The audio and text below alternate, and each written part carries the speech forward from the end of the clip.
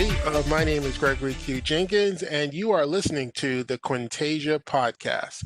Welcome. Thank you for stopping by. And what we're going to do in today's podcast is we're going to talk a little bit about who we are and why Quintasia Studios exist.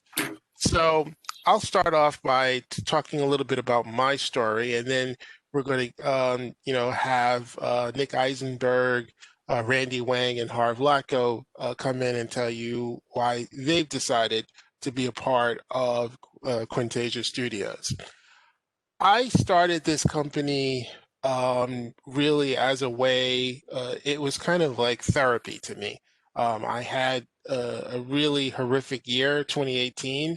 And I started out writing a screenplay. Now, I've always been interested in the entertainment business, and I've always been interested in seeing opportunities for people of color and wanting more diversity. But I had never really thought about participating from, a management or a company standpoint, taking it to something that's very, very concrete and real. But for some reason in 2018, I sat down, as I mentioned, it was a horrible year. And I've been writing screenplays since I was 14 years old, but I had never actually finished one. And I had always talked with people that I knew about, some of my experiences, my dating experiences, quite frankly. And, people kept telling me, oh, you ought to just you ought to turn that into something. So I finally wrote a screenplay and I finished it. And I finished the first draft and I actually did multiple drafts. And then I posted the story up on stage32.com. And from there, a working actor saw it, liked it, but made the suggestion, would you think about this as a TV show? And so I did, and I turned it into what became the Null Hypothesis. And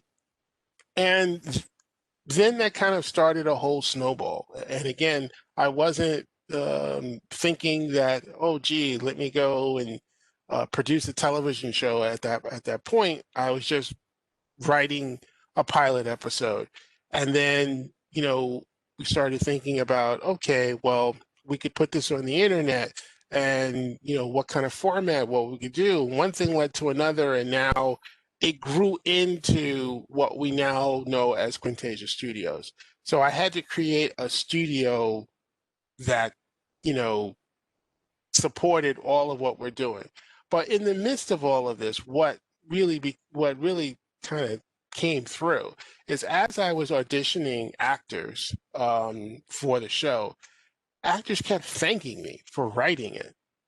Now, of course, they're actors and, they're always, be nice to the director and producer kind of thing. So, I kind of fluffed it off as that.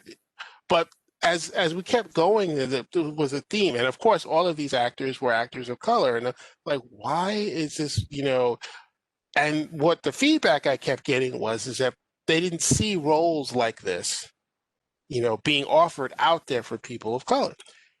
And it kind of got me thinking. And then the more, research and the fact that, there are 4 leads to the show and 3 out of the 4 leads are female. And then that's when one of them brought a startling statistic to me that 80% of all the roles in Hollywood go to males. And I was like, and I did the research, and yes, it's true. And so that just got me thinking about all the possibilities that were being left out there. And also, I believe that, entertainment is a way to use my voice and to speak about the issues that I think that are important to people. So that's what you're going to see us do. We're going to tackle those, those issues, and we're going to bring it to the light, but it's the perspective that's going to be different.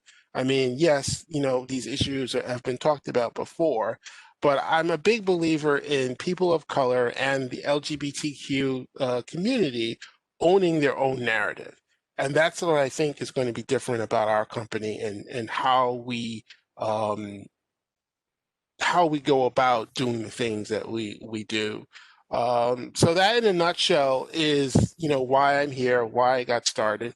And, hopefully we can, hopefully what we intend to do is to tell you about us. And we hope as you discover things, as you listen to our podcast, if you feel the way we feel, we hope you will be part of our conversation and part of our community. Thanks a lot for listening. Once again, you're listening to the Quintasia podcast. And coming up next, we're going to have Nick Eisenberg, who's going to talk about why Nick joined Quintasia Studios. Thanks, Greg. I really appreciate that. That was a great summary of why what we're doing here is important with Quintasia. A little bit about my backstory. I got into the entertainment industry a little bit by accident. I went to school to be a history teacher, and about 2 semesters in, I started noticing what was going on in the communications department and all the fun toys that they were playing with to create films and video content. And I had never really thought about a career in the entertainment industry. And it was just, I never had access to the equipment. And giving that opportunity, completely changed the course of my life. When I discovered all these production tools and tools of storytelling, it opened up a whole new world for me, and it really empowered me to share my perspective with the world. And I think that's an opportunity that a lot of times people don't have. They don't have access to the training. They don't have access to the equipment, access to the knowledge of being a content creator. And that is one of the real reasons why I joined Quintasia, was the idea of being a resource to an underserved community, being a resource in terms of showing them content that reflects who they are, and shows them that there is a pathway for themselves to become the next generation of content creators. We want to grow at Quintasia the next generation of content creators. And we want to make sure that that generation reflects all people, not just the traditional entertainment establishment. I think when I first heard about Quintasia, I was immediately excited because in this day and age of entertainment and distribution, people have so many options, and there really is an opportunity to develop these underserved markets because, the barriers to the audience are the lowest they've ever been. And we want to bring those fresh perspectives to the audience, things they wouldn't think of before because they're so used to the traditional methods and the traditional storytelling, and the traditional process. And I think Quintasia is an amazing opportunity to discover new ideas, to expand your entertainment horizons. And there's a real opportunity right now to capitalize on the thirst for that kind of content. There is a real need out there. There's a void in the industry. And so that's one of the reasons, the most exciting reasons I want to be involved with Quintasia. And I wanted to jump on to this opportunity because, for me, being in the industry, creating content, it really is a gift to be able to use those tools to share your vision. And, the fact that not everyone has that opportunity, we want to be a catalyst for change to empower these voices that in the past either didn't think of it or were blocked. There's barriers put up to allow them to share their perspectives. And we want to start to tear down those barriers and also, like I said, really be a resource for people to realize their visions. So I'm really excited to be involved with Contagia Studios. I'm really excited to see the content we create, but also see the content we uncover and discover as we give opportunities to people who in the past haven't had them. So, thanks for that, Nick. And I just, if you don't mind, I'll ask you a couple of questions as you go through there. What do you think that, what would have been the impact to your life if you hadn't had this opportunity? What do you think you would be doing? Well, like I said, I was going to school to be a history teacher. I'd always been, you know, a fan of history. But it's funny because I look back now and I think there's a parallel with, you know, storytelling and history, right? That's essentially what it is. And, you know, media and entertainment today are intertwined really closely with history. It's the communication tool that has replaced communication tools that people have used, you know, going back all the way in history. So that's why, you know, so to answer your question, I think I'd probably be a history teacher, but, you know, as a filmmaker, as a, you know, documentary producer, you are, in a sense, a teacher. You're educating people about a certain topic, or you're, you know, educating them on a new facet of culture, something that they haven't been exposed to before. But using all the tools of filmmaking, so using all the media tools, having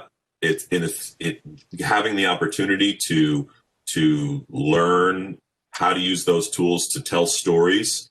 You know, it's like you're a superpowered history teacher. So having that opportunity, you know, like I said, I sort of stumbled into the industry, but it was because the opportunity was right in front of me.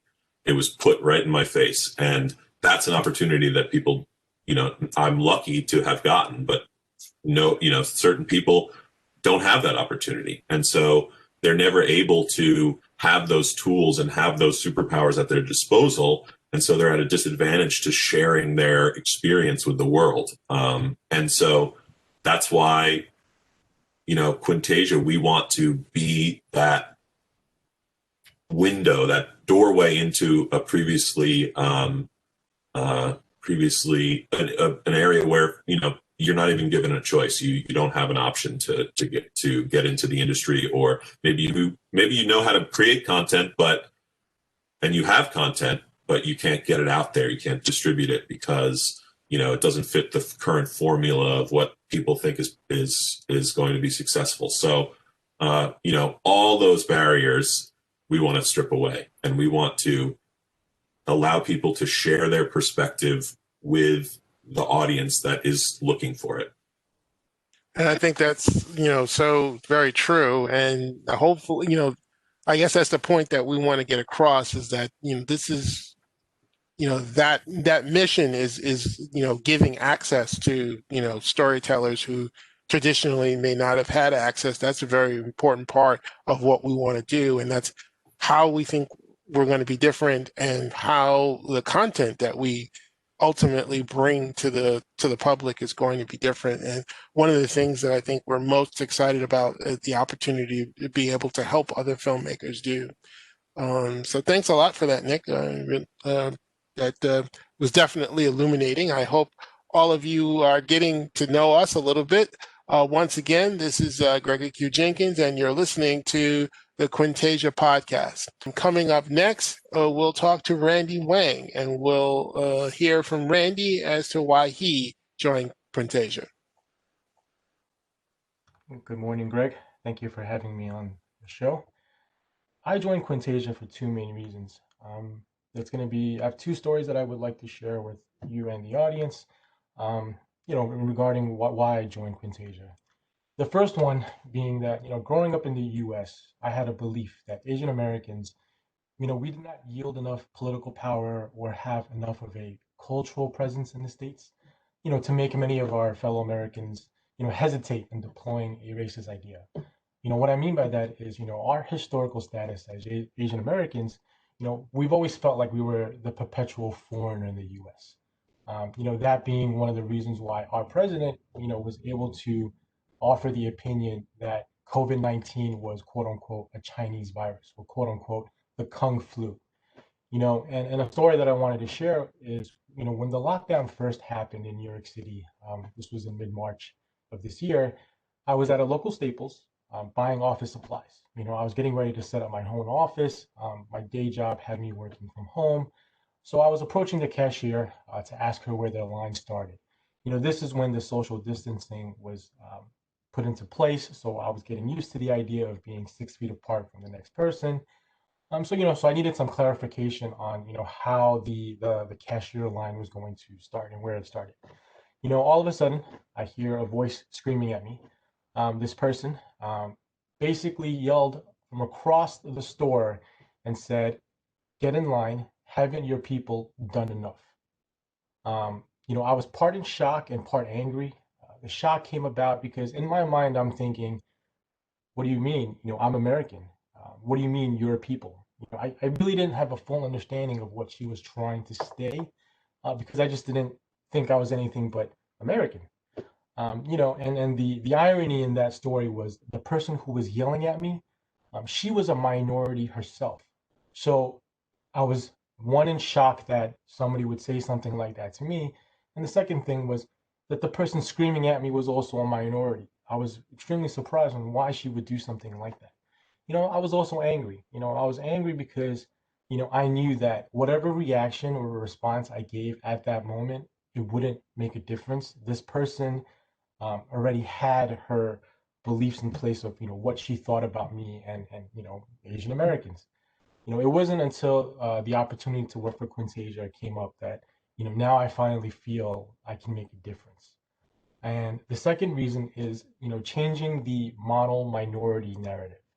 For those of you who are unsure, the definition of a model minority is a minority demographic whose members are perceived to achieve a higher degree of socioeconomic success than the population average, thus serving as a reference group to outgroups.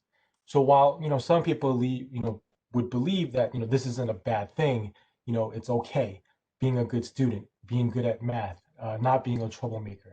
This myth characterizes Asian Americans as polite, a law-abiding group, who have achieved a higher level of success than the general population, through some combination of innate talent and, quote unquote, pull yourselves up by your bootstraps, immigrant striving. So another story that I wanted to share with the group is, when I was in elementary school, I had pushed a student aside to get down the slide in the school playground during recess. The student ran, told the teacher in charge that I had pushed him aside. Oddly enough, I was, feared getting in trouble. I was kind of nervous, wondering, okay, what is the teacher going to say to me? Maybe I shouldn't have done that. But what happened next surprised me. The teacher pulled the student aside, whispered in his ear. I was able to hear the conversation. She said, you shouldn't lie. You should always wait your turn. People like Randy wouldn't do that. Again, people like Randy wouldn't do that. It wasn't until years later I realized that it wasn't the teacher thinking that the other student was a liar, but more so, you know, Asians don't get in trouble. It can't be. Randy couldn't have done something like that because he's an A+ student. We're the model student. We're again the model minority. The myth of the model minority is based in stereotypes. It perpetuates, this narrative that Asian American children are whiz kids or musical geniuses. Within the myth of this model minority, we have tiger moms, who force our children or their children to work harder and be better than everyone else. While the fathers hold prestigious but not leadership positions in medicine and accounting. So this is who we're supposed to be. And it created this negative self-image problem for myself. And while I was eventually able to overcome this negative self-image, many others still haven't had that opportunity to do that for themselves. This myth, it hides the pressures and the paradoxes that are inherent within the Asian American identity. If you don't fit into the myth, it's hard to find your place at all. We see this in film and television, where the Asian character either knows martial arts or they're not used to have having the leading role, as we've seen. So for myself, part of taking this job was, not just helping the company and the team focus on the talent and skills that an individual possesses, regardless of their race, sexual orientation, age, et cetera. At the same time, I hope that I personally can help change the narrative of what being Asian American means, what it means to be a minority. I hope I can help those who are unsure where they belong, find their place. And I hope I can, achieve that. And that's kind of why I joined the company. Thanks, Nick, for that. Nick. So thanks, Randy, for that. That's a very powerful story that you shared with us, and I appreciate you taking the time to do that. Let me ask you this question: in terms of changing the narrative of how Asian Americans are portrayed in the media, what would you like to see? How would you like to see that changed? I would like to see more Asian Americans, in terms of the media side, have leading roles. I would like to see them be the center of the story or the focus of the attention. That's number one. And from the back office side, from our perspective, I want to be able to show that, we can have leadership roles. We can be of importance in a company. So for me, it's twofold. It's in front of the camera and also behind the camera. And I think that's one of the big missions of Quintasia is we're not just focused on what you see. We believe that what happens behind the camera affects what happens in front of the camera. So you can't have diversity on camera and not have diversity behind the camera.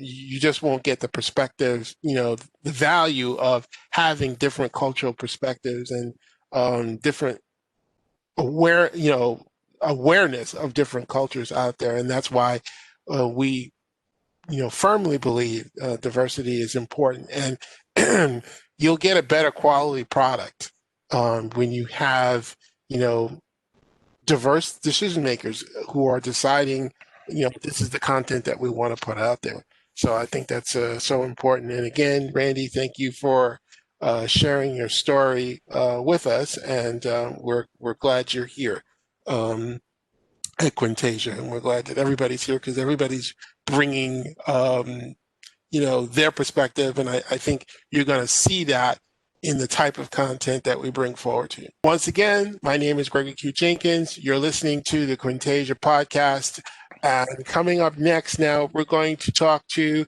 Harv Latko, who is also part of our senior leadership team at Quintasia Studios, and Harv's going to talk about his perspective and why he's working with us. Harv? Hi, my name is Harv Latko, and a little bit about me. Here I am. You obviously see what I look like. And I came to Quintasia Studios for diversity and inclusion, which I feel that our world, as Greg illustrated, is sort of out of balance, and we don't have a place for people to tell their stories in their diversified background. So my part to Quintasia is I'm the guy who am growing. I see what the unconscious bias that we have with people of my sort of orientation, and I'm happy to share that in third grade, I was in the back of my elementary school playing in the coal cinders, which annoyed my dad because he played in the same coal cinders when he grew up. And I remember a young girl coming up to me, Monica, and she said to me, "Oh, I just experienced some racism." She was black. And I said, "Monica, what are you talking about?"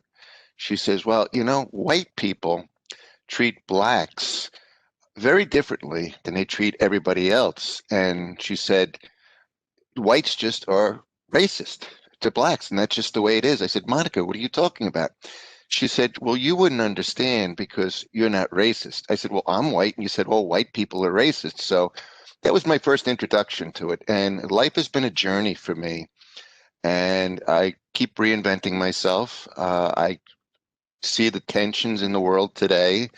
I have my own beliefs, and you'll get to know a little bit about me as we go forward in these podcasts. But I feel that we're all earthlings, and if we had an external threat, we would unite. You'll see that people divide themselves and segregate themselves, and that's just sort of human nature. I hope that through Quintasia, we'll learn as we go along, and you will as well, a little bit about us. And I hope to, draw you in, not with artificial intelligence hooks with the social media engineering, which I've been observing in the marketplace. I'm hoping that you'll come to Quintasia to learn a little bit about us and the team and what we're trying to accomplish. Now, Greg and I are sort of go back and, we built a relationship, we worked together, and I'm so happy that he included me in this effort. And I'm hoping that as you get to hear these podcasts, you'll feel that this is a place that not only you feel included, but you'll learn about each of the members' journey as well, because life is a journey. And I'm very, very pleased to be at Quintasia, because I think I'm going to sort of use my skills of process and solutions, which is sort of my strength. And the podcasts that you're seeing today are rough and will grow as we go along. So I'm happy to be a part of that process. And I think that you too, the listener, should recognize that this is a place that's very unique. It's not like any other place you've been to. It's a place where you look at my background, it'll evolve as we go along. And you'll come and join us journey as we evolve. And hopefully you'll tell your friends, and you'll maybe even contribute and become a part of Quintasia. So thank you for your time, and I'll turn it back over to Greg. Thanks, Harv. And before I let you go, I wanted to, thanks for sharing your story. I think it's so very important, to get all the different perspectives from this. And I like what you emphasized there, that this is a journey. And it is a journey. And hopefully for all of you who happen to come upon us to our Quintasia Studios content, we hope to take you on a journey. We hope to have you feel something, and also maybe have you learn something at the same time. What do you think? What would you say, Harv, if you had to? What do you hope to get out of Quintasia? How do you think, being involved in an effort like this can change your life? I think that the sort of unconscious makeup of how I've lived my life and how I haven't been exposed to many things that the people here around us are experiencing, I'm hoping that I can get a different perspective. I have been growing in my understanding. I have been growing in how people are treated. The COVID crisis, which you've just gone through, has sort of highlighted to me that, I'm very blessed. I've been very blessed. I've always been able to reinvent myself and land on my feet. You might think, you look at me, oh, everything came easy. No, I've gone through long periods of unemployment. I've gone through difficulties in my personal life. And I'm hoping that being a part of Quintasia, I'm going to sort of finally come home and, find a place where I could use all of my talents, not just my talents in one particular area, and grow. And I think you'll see that I'm a little bit out there in terms of my own perspective. I sort of made a joke about, we're sort of all earthlings, and I really don't see that it's diversity, but I firmly believe that if you sort of look at the history of the world, where people have sort of determined, that they're the leaders of the world and they've, taken advantage of people. I think that if we had a common threat, we would come together better as a people. And I believe that a lot of the polarization in our society is engineered by the top 1%, the top, sort of pitting people against each other to their advantage. I mean, you look at, back to the pyramids and the way that they were built, exploited a certain group of people because the top 1% wanted to build their pyramids. You look at the slavery in this country, the people who wanted to build their businesses on the work effort of others to enrich themselves. And I think that has continued. And you look at what's happened now in terms of, the marketing, the news shows, the whole fabric of our society, where you turn on the TV and you get just one or two perspectives. You don't get the richness of the total picture. And I hope that at Quintasia, I'm going to see opportunities as the team goes forward. And Greg will tell you, I'm the guy who, what do we do next? Harv, what do you think? And call it premonition, call it spiritual intervention, whatever you want to call it. Those ideas come to me. I mean, I frequently wake up at 3:00 in the morning with a crazy idea and I write it down, and the next morning I read it and it makes sense. I can't say if it's my unconscious mind playing through or if it's divine intervention. I mean, it sounds crazy, but I am a spiritual person. I do believe in that. And I think that I'm meant to be here, and I thank Greg for including me. Well, thank you, Harv, and I want to thank Randy and Nick for also sharing their stories. Hopefully, you got a little sense of who the heck these people are and what we're trying to do. You're going to be seeing more content. We're going to be talking more about our show that we're creating and want to bring forward to you, and hope to have that out in 2021. But in the meantime, we want to start the conversation. We want to get you involved. We want to tell you what we're about, and that's what this first our first podcast really was centered on, is to give you a little bit of a flavor of what we're all about. But there's more to come as we delve into the kinds of content and the kinds of issues that we want to tackle. Hopefully, I hope we've piqued your interest, and I hope you'll continue to listen to us. You have been listening to the Quintasia podcast. I'm Gregory Q. Jenkins. Thank you very much, and I hope you have a great day, and please come back.